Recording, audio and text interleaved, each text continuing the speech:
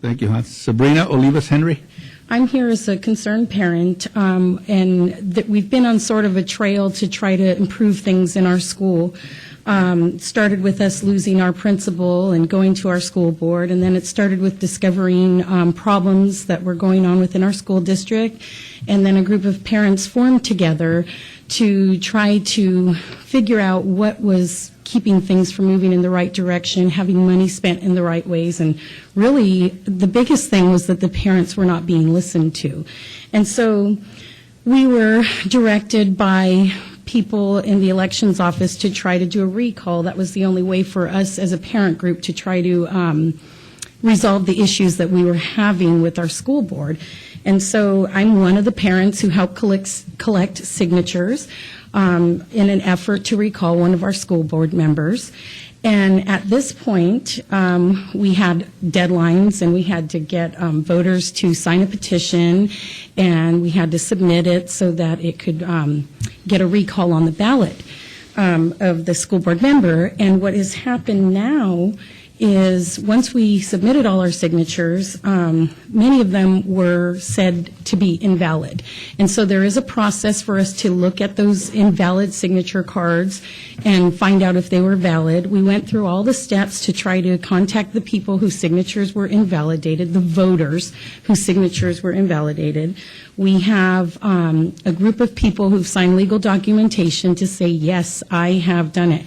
We didn't pass the recall by 30, I believe it was 30 missing signatures, and we have 56 people that said, no, in fact, I did sign that, and I do want my vote counted.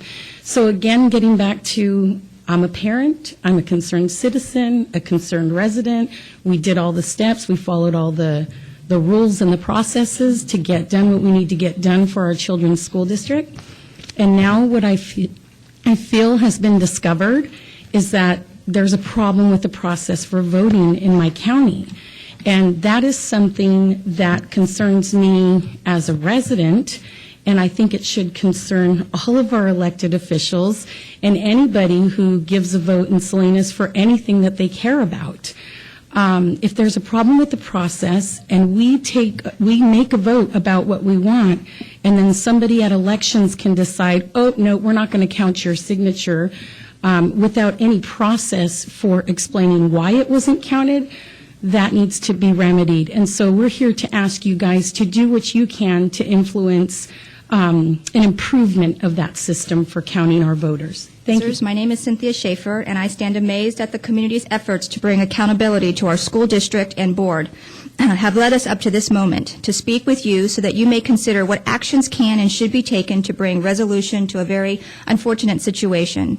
I sent you a very lengthy email on Sunday evening. My rationale for doing so was that perhaps some precise first-hand details might bring some needed context to the obstacles we have encountered.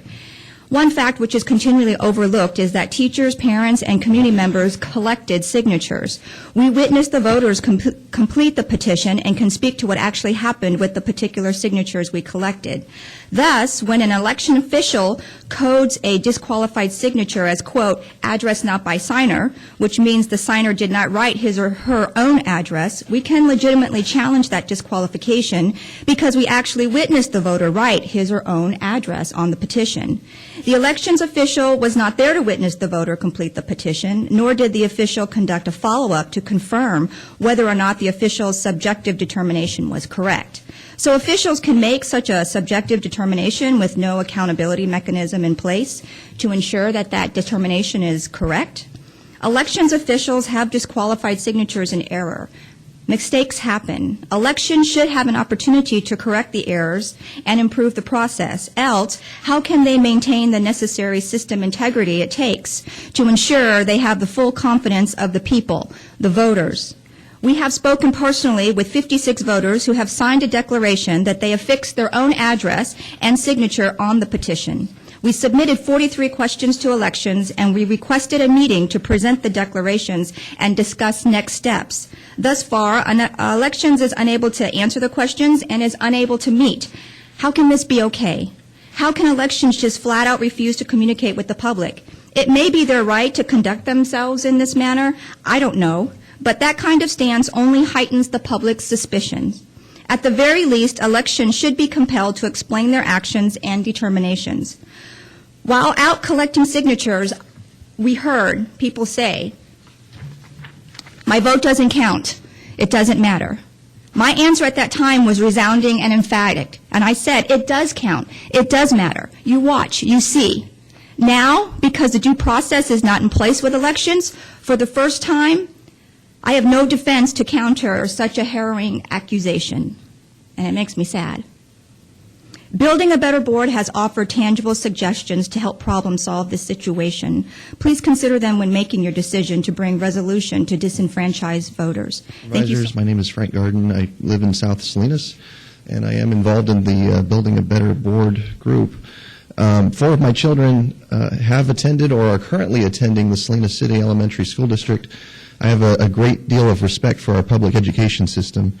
I'll spare you the details of how I got involved in attempting to recall Janet Barnes from our district's Board of Trustees, but suffice it to say, my children have been detrimentally impacted by decisions that she and other trustees have made on that board. So it meant a lot to me to participate in steering the direction of my children's education. The reason that this recall falls at your feet today is basically the county elections department.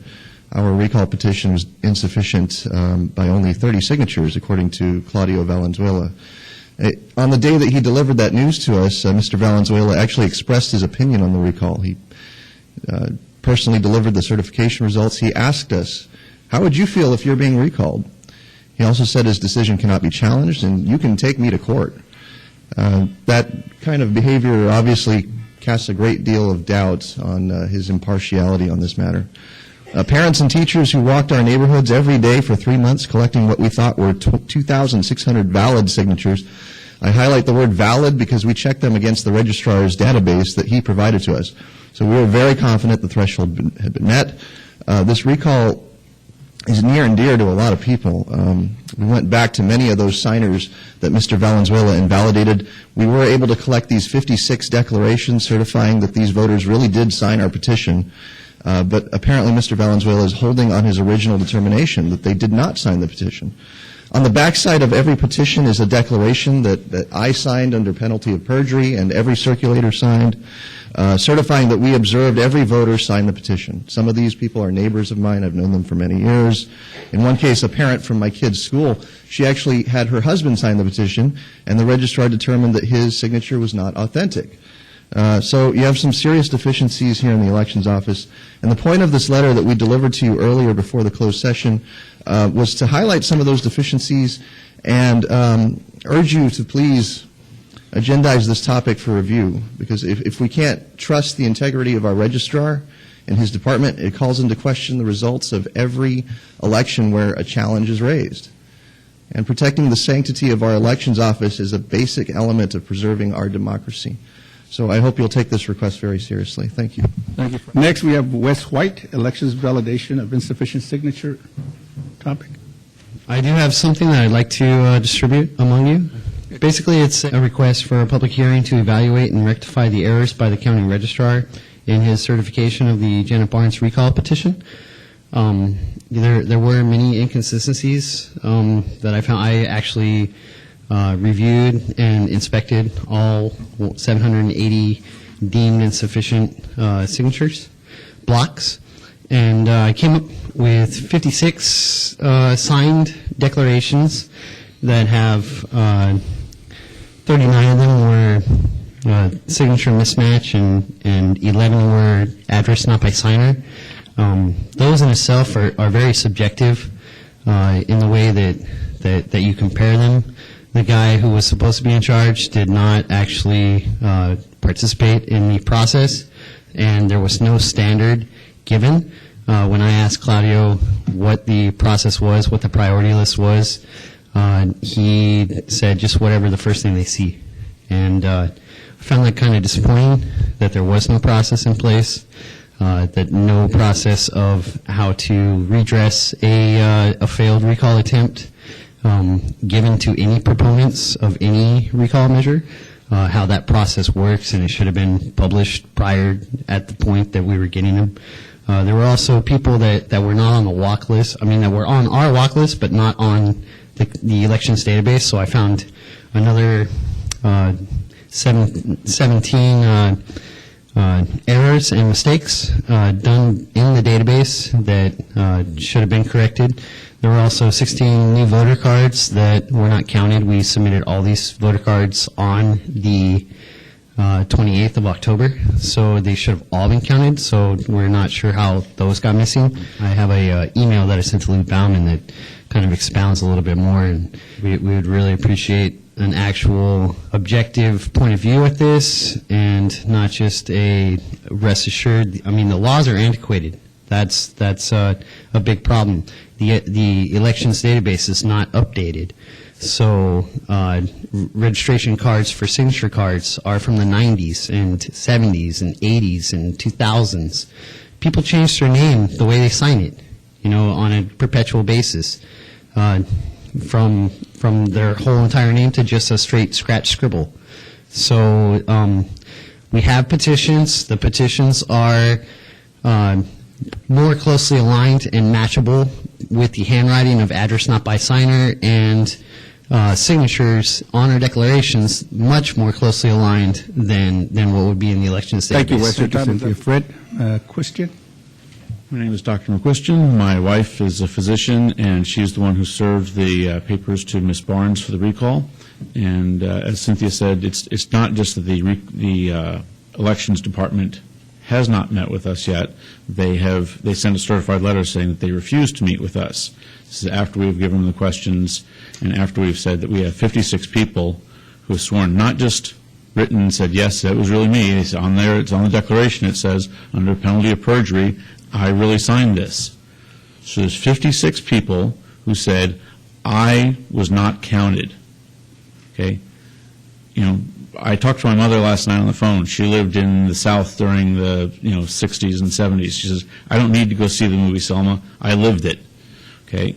That was voter disenfranchisement, at egregious levels. Okay? This may not be at those levels and for those reasons, but nevertheless, there's 56 people who were not counted. We believe improperly. So we need that to be redressed. There needs to be a step between the election saying this signature is invalid and going to court to say, to beat each other over the head with clubs in court and say, this is the way it has to be settled.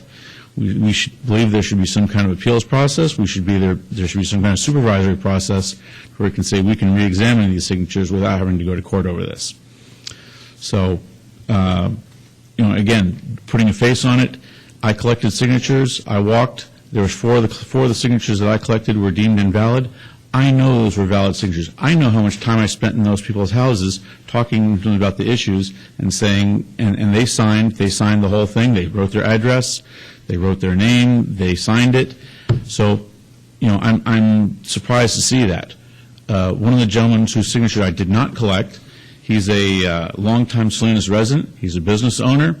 He's in his mid-70s, and he has arthritis in his hands. His signature was deemed insufficient because his signature doesn't match.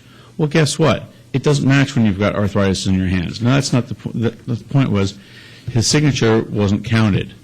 Is this really what we want to stand behind? So I beseech you to do all that is within your power to have this examined and that justice be done. My name is Sabrina Olivas-Henry, and I'm here about the same situation, about the concerns about the voter, the way that our votes are counted.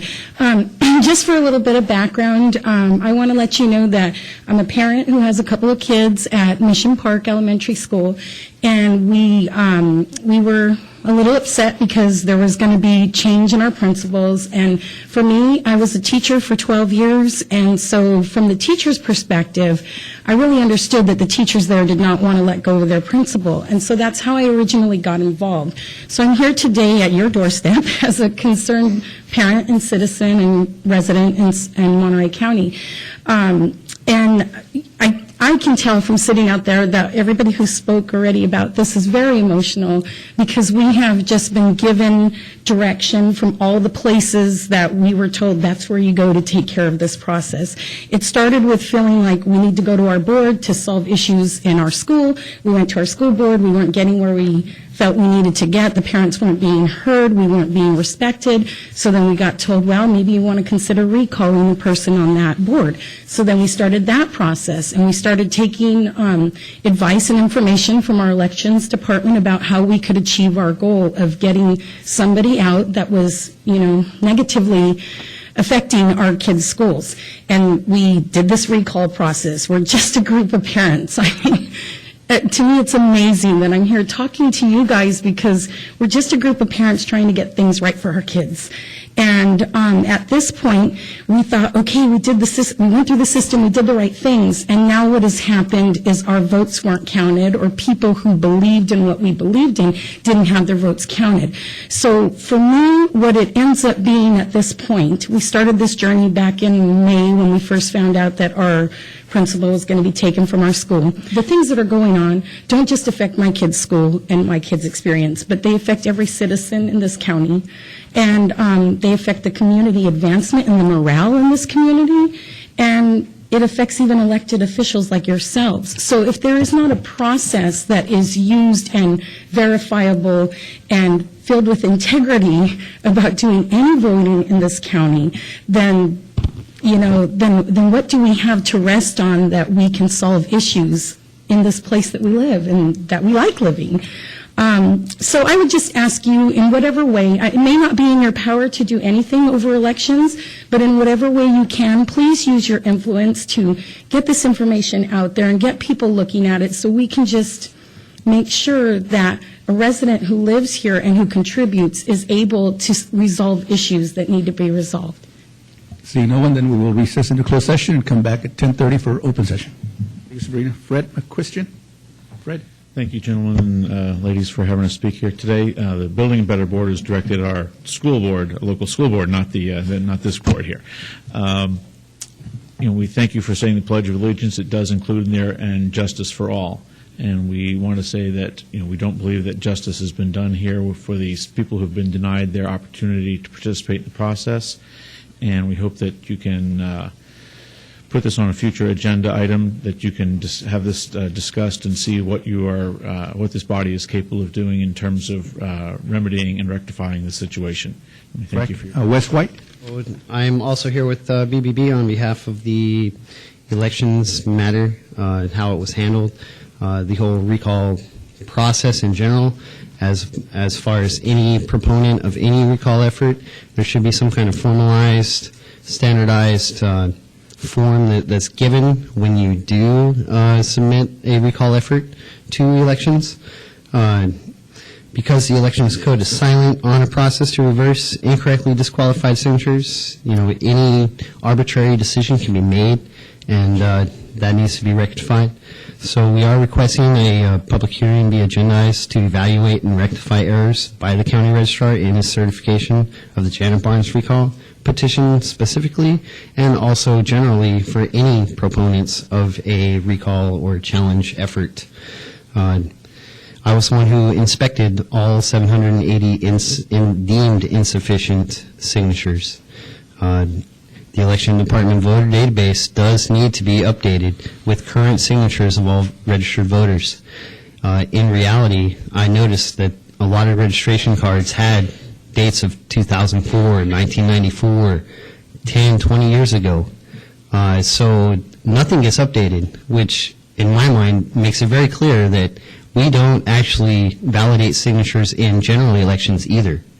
So how do you even know that any voter at all is the person that actually signed on the paper, either as an absentee ballot or in the polling place?